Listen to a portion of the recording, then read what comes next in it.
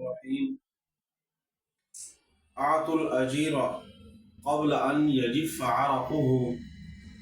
نبی کریم صلی اللہ علیہ وسلم کا یہ ارشاد ہے کہ مزدور کو اس کا پسینہ خشک ہونے سے پہلے مزدوری ادا کر دینی چاہیے،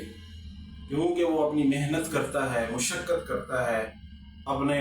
آپ پہ مشقت کر کے ہمارا کام مکمل کرتا ہے۔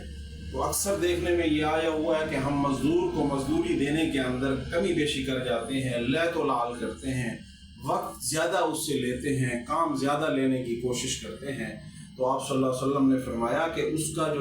کام کرتے ہوئے جسم سے پسینہ نکلتا ہے وہ پسینہ خشک نہ ہو، آپ اس کو اس کی مزدوری، اس کی محنت ادا کر دو۔ یہ ایک مسلمان کی علامت ہے کہ اس کو احساس ہے کہ ایک بندے نے میرا کام کیا ہے، میری مزدوری کی ہے، محنت کی ہے، میں اس کو اس کی محنت کا بدلہ فوراً عطا کر دوں۔ جس طرح ہماری سوچ ہوتی ہے کہ ہم کوئی کام کرتے ہیں، کوئی محنت کرتے ہیں، اللہ ہمیں اس کا صلہ فوراً ادا کر دے، اللہ ہمیں اس محنت کا جو ہے بدلہ دے دے، نفع دے دے، تو وہ مزدور جو مزدوری کر رہا ہوتا ہے وہ بھی اس امید اور اس سوچ کے ساتھ کہ میں اپنا کام ختم کروں گا، مجھے اس کا بدلہ مل جائے گا۔ تو اس لیے فرمایا آپ قبل عرق عین یجف عرقہ، کہ اس کی پسینہ خشک ہونے سے پہلے آپ اس کو مزدوری ادا کر دو۔